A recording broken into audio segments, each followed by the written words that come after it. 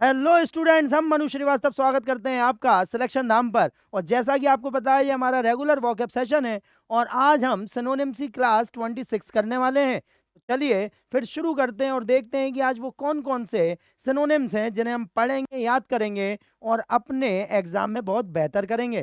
तो आज का जो फर्स्ट हमारा वर्ड है वो है लिबर्टी। जी हाँ, कौन सा है? लिबर्टी। और लिबर्टी आपको पता है कॉमन वर्ड है और लिबर्टी का अर्थ होता है आजादी। जी हाँ, तो यहाँ पर एक वर्ड हमें दिख रहा है फ्रीडम, जिसका अर्थ होता है आजादी। ठीक, चलिए तो देखते हैं कि इसका क्या अर्थ निकल के आ रहा है। तो यहाँ पर हम देखेंगे freedom the state of being free, okay, unrestricted और हैविंग ऑटोनॉमी। तो जहां पर हमें स्वतंत्रता मिल जाए, आजादी मिल जाए, हम जो चाहें वो कर सके, उसी के लिए फ्रीडम आएगा। लिबर्टी के लिए इंडिपेंडेंस और चॉइस आ सकता है, the ability to act and think freely, स्वतंत्रता जिसे हम बोलते हैं।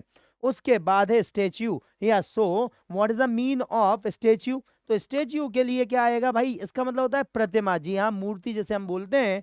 तो एफिजी और कार्विंग जिसे हम बोलते हैं, अ 3 डायमेंशनल स्कल्पचर और monument unrelated to the concept of liberty, प्रतिमा या स्मारक के लिए जो वर्ड आ सकता है। उसके बाद है फिर डिपेंडेंस। तो डिपेंडेंस के लिए है सब ऑर्डिनेशन, मतलब आप निर्भर हैं। ठीक है, मतलब एक तरह से किसी चीज के ऊपर आप निर्भर हैं, उसके लिए सब ऑर्डिनेशन। और over reliance, relying on someone और something else which is the opposite of liberty. तो निर्भरता या भरोसा, किसी के प्रति आप उसके ऊपर डिपेंडेंट है, निर्भर है। उसके बाद है एक्सक्लेमेशन। जी हाँ, एक्सक्लेमेशन मतलब क्या होता है? इसका मतलब होता है प्रेज और ओवेशन। जी हाँ, तारीफ जिसे हम बोलेंगे या अभिनंदन जिसे हम कहते हैं। तो अन एंथुजियास्टिक अप्रूवल और applause unrelated to the concept of liberty, तो इसी के लिए आता है एक्सक्लेमेशन। जी हाँ, जल्दी से आप इसे नोट डाउन कर लीजिए, फिर हम लोग आगे बढ़ने वाले हैं। नेक्स्ट है कैप्रीशियस। जी हाँ, कैप्रीशियस। कैप्रीशियस का क्या अर्थ होता है? कैप्रीशियस मीन्स होता है अपने मन से। ठीक है, जो हम करना चाहें।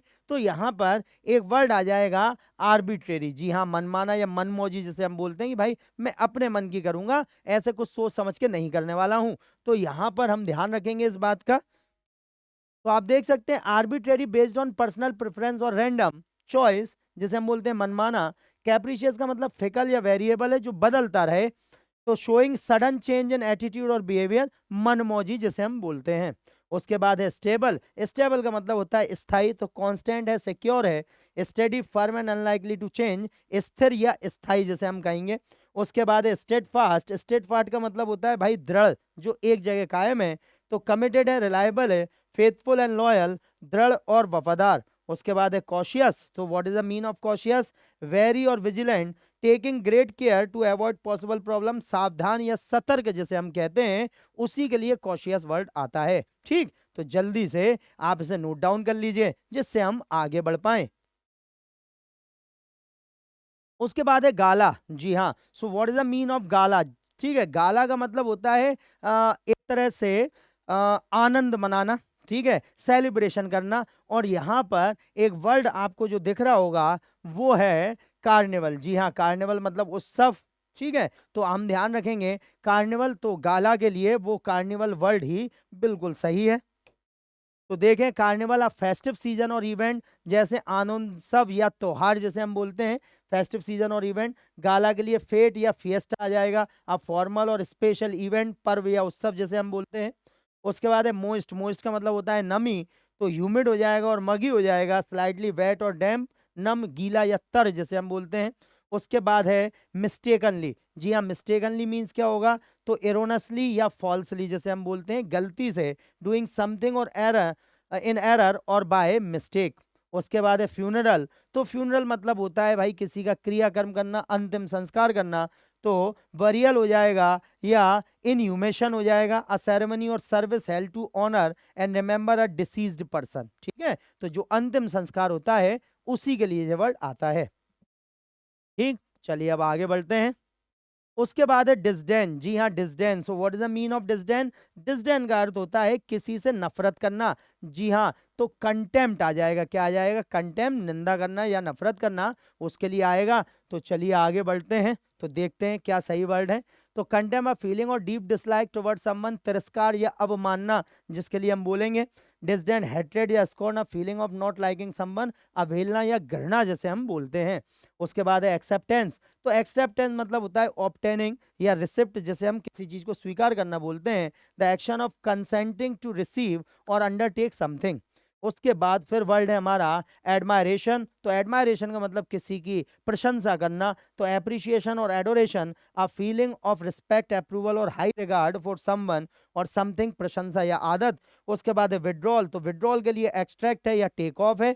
तो टू रिमूव और टू टेक बैक, निकालना जैसे हम बोलते हैं, किसी चीज से बाहर ले लेना, अपने आप को खींच लेना, इट इज कॉल्ड विड्रॉ। जैसे हम बैंक में आते हैं तो विड्रॉल फॉर्म से हम पैसा निकाल सकते हैं, ठीक। उसके बाद है एंथ्यूज। जी हाँ, so what is the mean of Enthuse? Enthuse का क्या मतलब होता है? एंथ्यूज का मतलब होता है किसी को पसंद करना, ठीक है। तो यहाँ पर एक वर्ड आ रहा है फॉन्डल। जी हाँ, क्या आ रहा है? फॉन्डल। तो वो बिल्कुल सही वर्ड इसके लिए हो जाएगा, ठीक है। तो यहाँ पर टू केयर और टच जेंटली एंड लविंगली, तो भाई किसी को प्यार करना, दुलारना, पुचकारना, उसके लिए आ जाएगा। एंथ्यूज मतलब रेव या गश। टू शो और एक्सप्रेस ग्रेट एंथुजियाज्म और एक्साइटमेंट, उत्साही बनाना, जिसके लिए आएगा।